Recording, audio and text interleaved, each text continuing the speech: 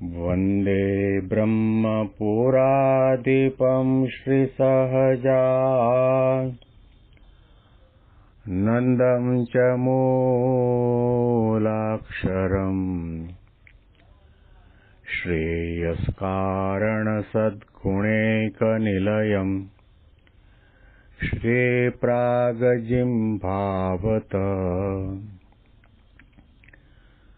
ब्रह्मोपासनधारकं गुरुहरिं यज्ञं तथा योगिनं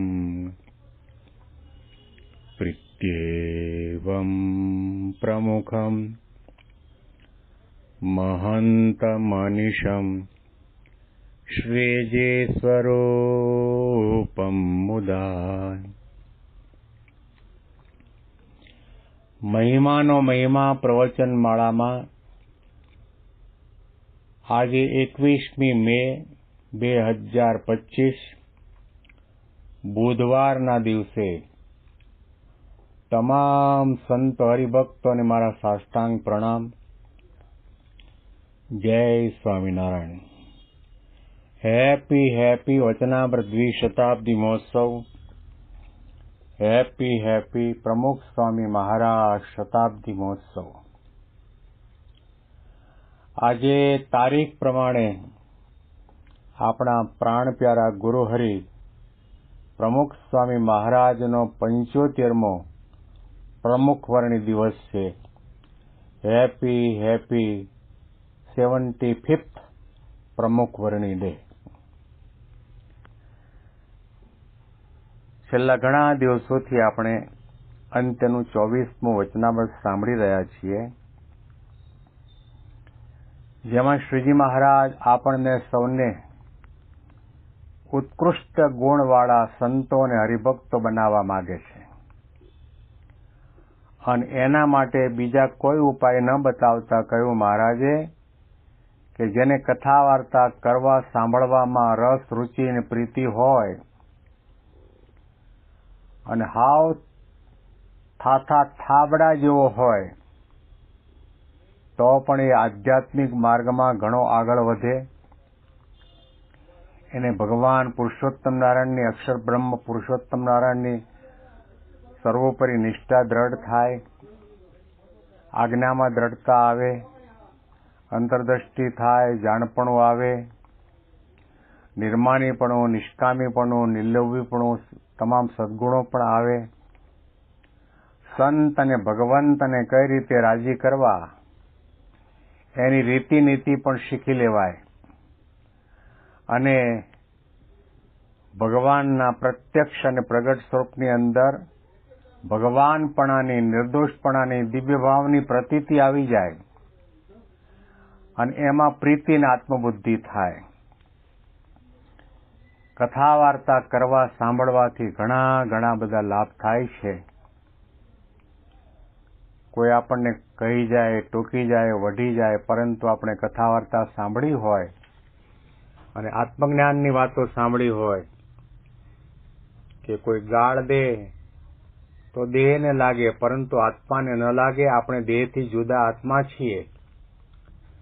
આત્માને કોઈ ગધેડો કે તો પણ શબ્દ આકાશનો ભાગ બની જાય, આ કાનમાંથી આ કાનમાં નીકળી જાય.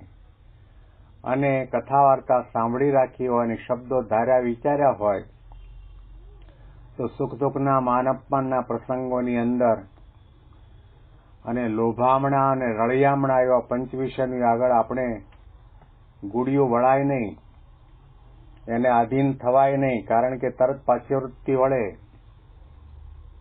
કે આ પ્રકારે આ માર્ગે જઈશ તો મારા ગુરુહરિ અને મારા ઈષ્ટદેવ મારા ઉપર રાજી નહીં થાય. તરત આપણને જાણપણું આવી જાય. શ્રીજી મહારાજે કહ્યું કે જેને કથા વાર્તા કરવા સાંભળવાની અંદર આળસ હોય એની કોરની એમ અટકળ કરવી કે એનામાં કોઈ દિવસ રૂડા ગુણ નહીં આવે. આધ્યાત્મિક માર્ગમાં જેટલા આગળ વધ્યા છે એ કથા વાર્તા કરવા સાંભળવાથી જ આગળ વધ્યા છે. કથા વાર્તા દ્વારા જ એમનામાં ભક્તપણું અને સાધુપણું આવ્યું છે. કથા વાર્તા કરવા સાંભળવાથી જ એનામાં ઉત્તમ પ્રકારના સદગુણોની પ્રાપ્તિ થઈ છે. એ મહારાજના શબ્દો આપણે વાંચીએ છીએ. અને વળી શ્રીજી મહારાજે કૃપા કરીને એમ વાર્તા કરી છે, મુમુક્ષુને ઉત્કૃષ્ટ ગુણની પ્રાપ્તિ થાય તેનું કારણ શું છે? તો ભગવાનની કથા વાર્તા સાંભળ્યામાં જેને જેટલી પ્રીતિ તેને તેટલો જગતનો અભાવ થાય, તથા કામ, ક્રોધ, લોભાદિક દોષનો નાશ થાય. અને જો કથા વાર્તામાં જેને આળસ હોય તેની કોરની એમ અટકળ કરવી છે, એમાં મોટા ગુણ નહીં આવે.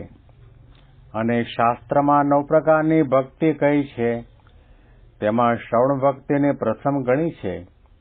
માટે જો શ્રવણ ભક્તિ જેને હોય તો પ્રેમલક્ષણા પર્યંત સર્વે ભક્તિના અંગ તેને પ્રાપ્ત થશે.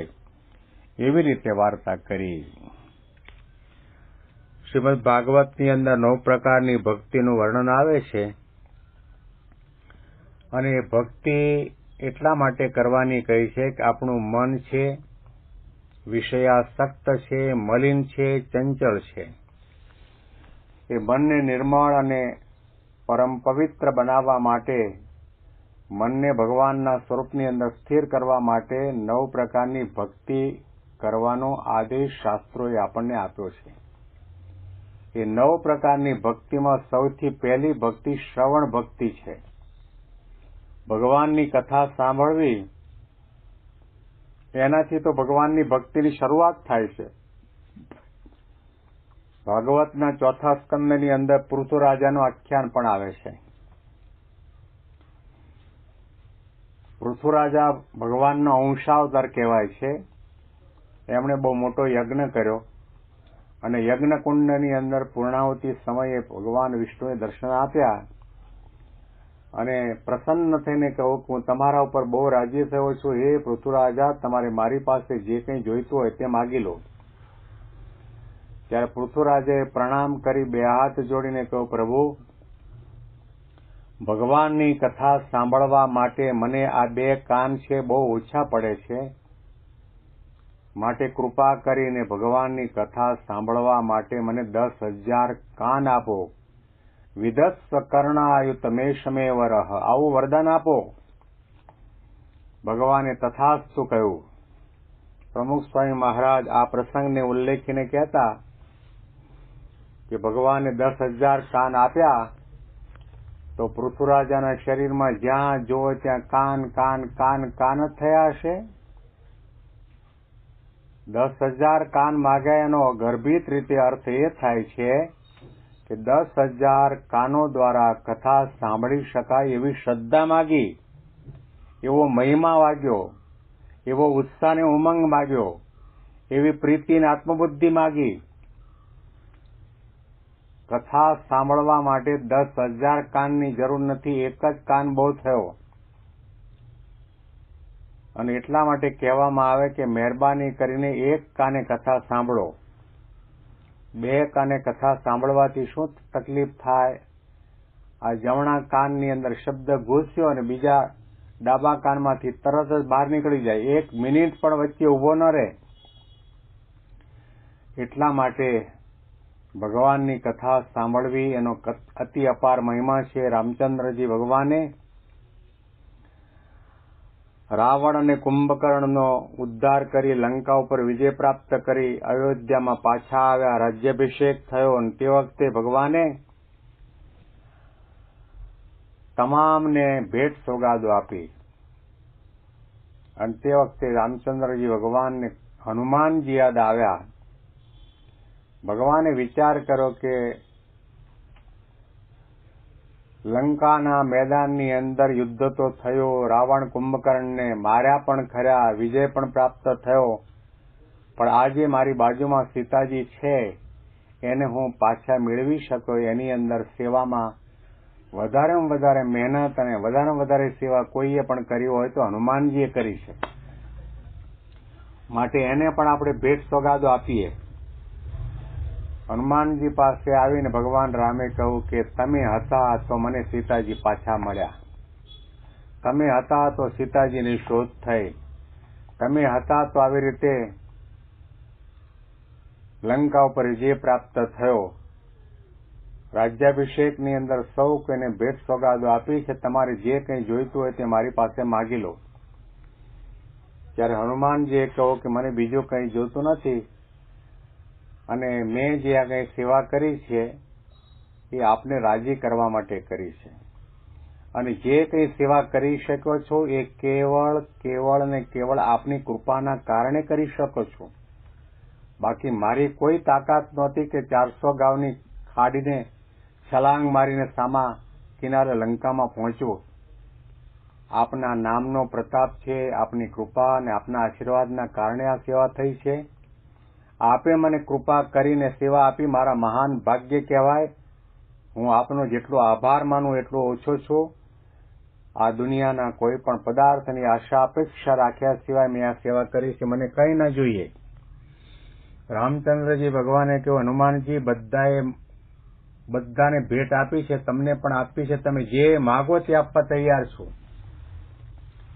તો હનુમાનજીએ કહ્યું, બહુ આપનો આગ્રહ છે તો હું આપને પ્રણામ કરીને કહું છું કે દુનિયામાં મને અમર બનાવો.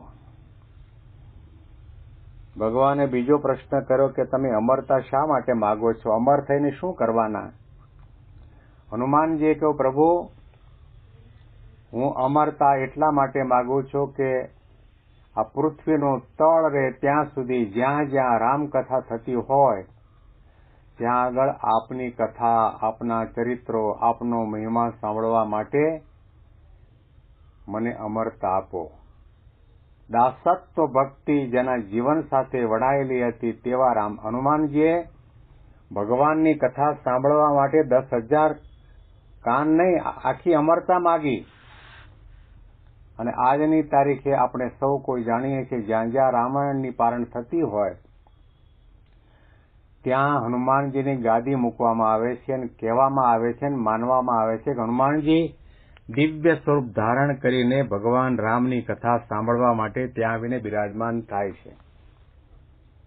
કથાનો આટલો બધો મહિમા છે. આપણે એમ જાણીએ કે હનુમાનજી તો પશુ જાતિ હતા, વાનર જાતિ હતા, પણ એના માટે તો કહેવાયું બુદ્ધિમતામ વરિષ્ઠ.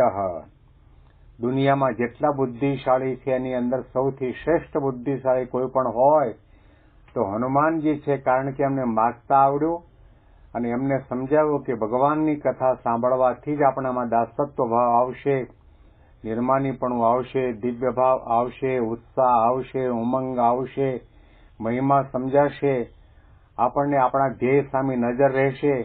એટલા માટે હનુમાનજીએ ભગવાન રામની પાસે કથા સાંભળવા માટેની અમરતા માગી છે. આના અનુસંધાનમાં વિશેષ વાતો આપણે આવતીકાલના પ્રવચનમાં આ જ વચનામૃતના માધ્યમથી સાંભળીશું. તમામ સંતો હરિભક્તોને મારા સાષ્ટાંગ પ્રણામ. જય સ્વામિનારાયણ.